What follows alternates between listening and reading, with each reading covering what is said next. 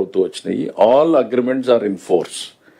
But honourable chief minister review చేసినప్పుడు వారి priorities ఏంది అనేటువంటిది ప్రతి శాఖకి ప్రతి సెక్టర్కి చెప్పారు. I want the collectors and the secretaries to implement as per the Honorable Chief Minister's direction.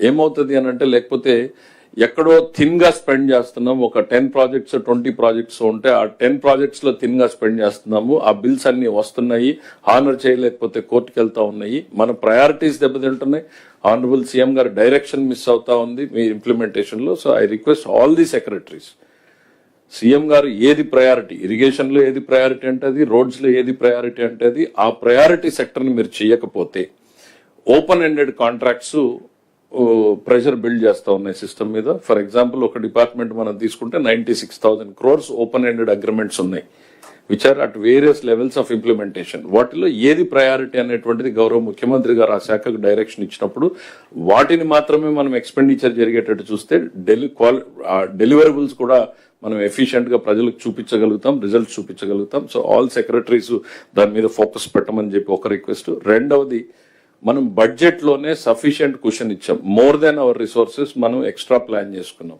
కానీ చాలా శాఖల నుంచి బడ్జెట్ ని దాటి ప్రతిపాదనలు పంపిస్తున్నారు. I request every secretary reorientation. మీరు ప్రపోజల్ ఫైనాన్స్ డిపార్ట్మెంట్ కి పంపించి మియర్లీ మా దగ్గర నుంచి నో చెప్పించుకోవడం కూడా it is not advisable. We are not here to say no. We are here to say yes to what the chief minister announces.